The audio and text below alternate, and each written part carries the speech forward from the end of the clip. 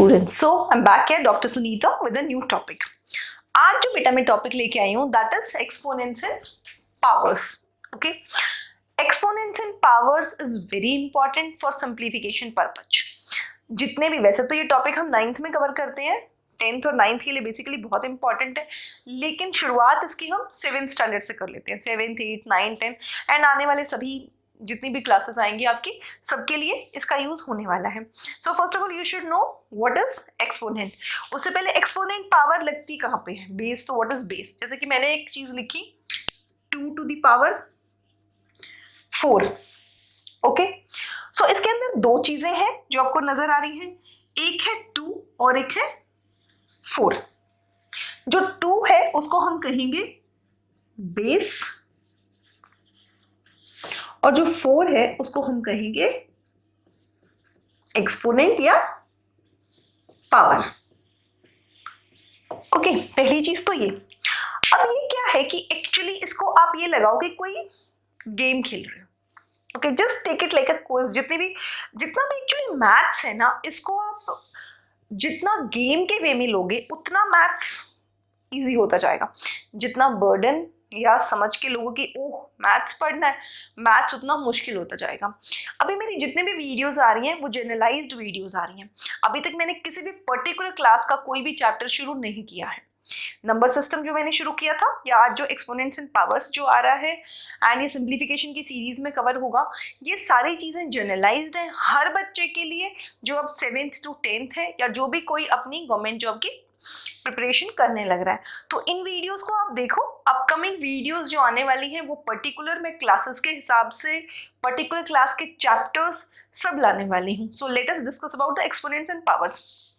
इसके अंदर क्या होता है? इसके अंदर कुछ रूल्स हैं, कुछ लॉज हैं कह सकते हैं, जिनके अकॉर्डिंगली हमें क्वेश्चंस को सॉल्व करना है। So laws of integral exponents, ठीक है। Now if we imagine a is अ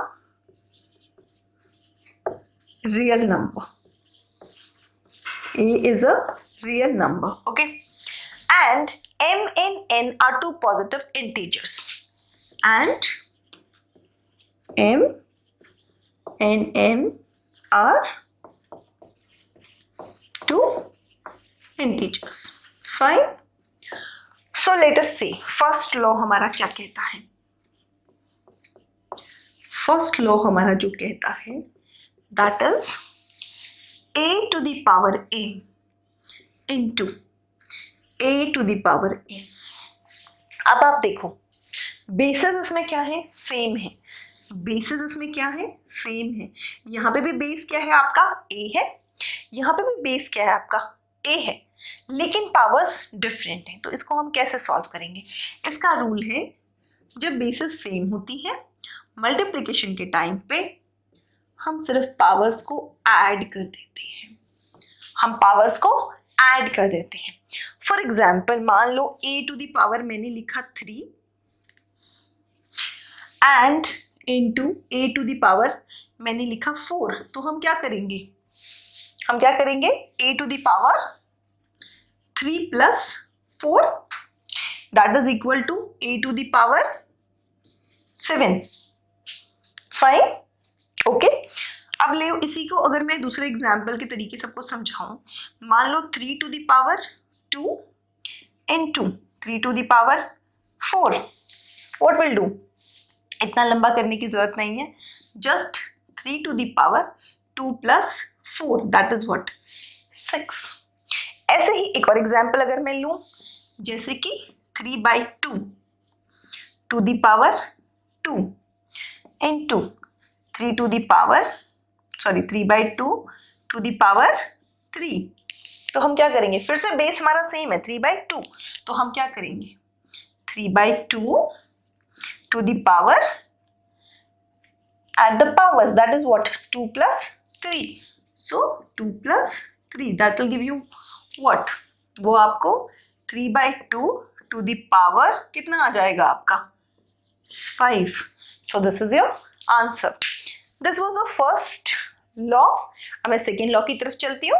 अब आता है सेकेंड लॉ। उसके अंदर अभी तक हमने क्या था? मल्टीप्लीकेशन। अब अगर यही चीज डिवाइड में हो, मान लो a to the power m a to the power n। अभी हमारे पास क्या है, फिर से बेसिस सेम है, ओके। तो हम क्या करेंगे, लेकिन डिवीजन में है।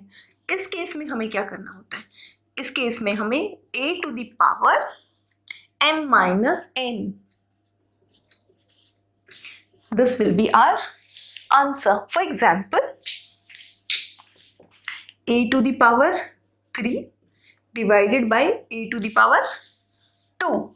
So a to the power 3 minus 2, that is nothing but a to the power 1 और a। ठीक है, इसके अंदर फिर से फर्दर सब डिवाइड करें तो 3 केस बनते हैं। पहला, जब आपका m is more than n। Second is when m is equal to n। And third is when m is less than n। तीनों केसेस के एक एक एग्जाम्पल करके हम देख लेते हैं and you will get to know कि how to solve such type of questions. मान लो पहला case m is more than n, वो हमने अभी किया, जैसे कि 3 minus 2, तो nothing, you just have to subtract. अगर नंबर में देखें इसको तो मान लो मैंने लिखा 3 to the power 4 by 3 to the power 2, so 3 to the power 4 minus 2, that is nothing but 3 to the power 2 and that is nothing but 9। ये आपका आंसर आ जाता है। हम लेते हैं m is equal to n। इसके अंदर जैसे कि 5 to the power 6 divided by 5 to the power 6, m is equal to n, that is equal to 6। ठीक है, तो हम क्या करेंगे, 5 to the power m minus n, m is 6 minus n is also 6, उसको भी माइनस करो तो क्या आएगा आपको, 5 to the power 0, that is equal, जब भी किसी नंबर की पावर 0 होती है तो वो इक्वल टू 1 होता है, ओके। वैसे भी अगर कैंसिल आउट आप करो तो क्या होगा, 5 to the power 6 will be cancelling out 5 to the power 6 और आपको मिलेगा 1। So this is the answer. अब तीसरा केस, इसमें बच्चे बहुत कंफ्यूज होते हैं कि m is less than n। अब क्या करें, देखते हैं। मान लो हम लेते हैं 6 to the power 2 divided by 6 to the power 3। now m is equal to 2, m हमारा 2 है और n हमारा 3 है। now m is less than n। ठीक है, तो कैसे सॉल्व करेंगे, करना वही है, m minus n, 6 to the power, answer क्या आएगा, 6 to the power minus 1। Minus 1, जब किसी पावर की वैल्यू नेगेटिव होती है तो उसका मतलब क्या होता है, उसको हम लिखेंगे 1/6, वो डिनोमिनेटर में आ जाता है। जब किसी भी नंबर का पावर आपका नेगेटिव होता है तो समझो वो आपको रेसिप्रोकेट करके इस तरह से लिख देना है उसको डिनोमिनेटर। अगर कोई चीज ऐसी होती है, मान लो अगर किसी चीज को हम, अगर 2 to the power minus 2 है, इसका मतलब ये भी रेसिप्रोकेट होगा और ये कैसे लिखा जाएगा, ये लिखा जाएगा 2 to the power 2।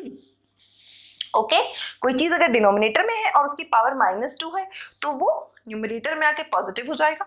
अगर कोई चीज 2 to the power -2 है, इसका मतलब इसका है, इसको हम डिनोमिनेटर में 2 to the power 2 लिख के पॉजिटिव हो जाएगा या फिर इक्वल टू 1/4 हो जाएगा। जैसे कि यहाँ पे अगर पावर -1 है तो हम इसको 1/6 लिखेंगे। So I think you understood this much. तो अब हम आते हैं थर्ड लॉ पे। थर्ड लॉ, अभी तक हमने देखा जब सेम बेसिस पावर्स, या तो सेम बेसिस को हम मल्टीप्लाई कर रहे होते हैं, पावर्स अलग होती हैं, या डिवाइड कर रहे होते हैं। अब एक और केस देते हैं जिसके अंदर मान लो a to the power m to the power n है, तो आप क्या करेंगे, इस केस के अंदर पावर्स आपस में मल्टीप्लाई होंगी। फॉर एग्जाम्पल इसको क्या करेंगे, a to the power mn लिखा जाएगा। ओके, फॉर एग्जाम्पल अगर यहाँ पे 2 to the power 2 है एंड 2 the power 3 है, तो हम क्या करेंगे, हम इन पावर्स को मल्टीप्लाई करेंगे। So what will get, 2 to the power 2 into 3, that is 2 to the power 6। This will be your answer. एक और एग्जाम्पल लेके देखते हैं, जैसे कि 3/2 to the power 4 to the power 3. Okay, this will be equal to 3/2 to the power 4 into 3. That is equal to 3/2 to the power 12. Got it? Next law पे आते हैं. अब देखो फोर्थ लॉ हमारा क्या कहता है. मान लो आपके पास कुछ इस तरह से है, AB to the power M. इसको हम एक और तरीके से लिख सकते हैं. इसका मतलब होता है A to the power M into B to the power M.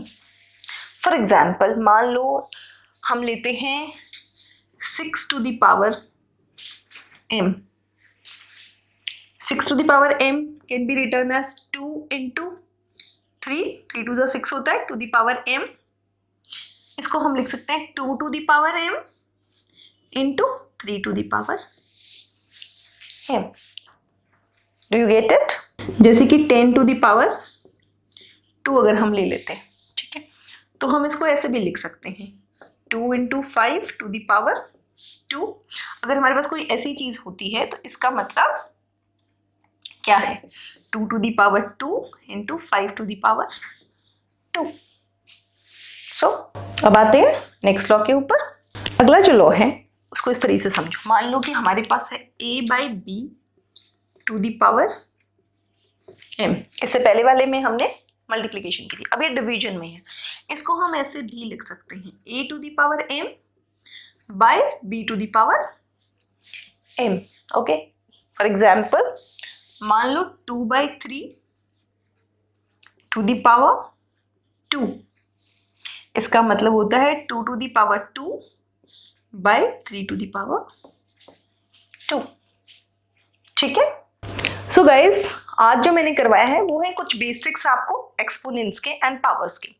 अभी जो नेक्स्ट इसके बाद नेक्स्ट वीडियो जो आने वाली है उसके अंदर I will be getting lots of examples. मैं बहुत सारे एग्जांपल्स लेके आऊंगी. सिंप्लीफिकेशन हम कैसे करेंगे, इस लॉस को यूज करके आपको सिंप्लीफिकेशन में हेल्प होने वाली है. सो 7th 8th 9th 10th and जो भी जॉब सीकिंग स्टूडेंट्स हैं, watch this video, note down, क्योंकि नेक्स्ट वीडियो में जो क्वेश्चंस लेके आऊंगी उनको आप सॉल्व करने की कोशिश कीजिएगा. That will be very helpful to you. So guys, अगर आपको ये चैनल अच्छा लग रहा है, if you really like this channel, then please do subscribe, like and share with your friends. Thank you very much.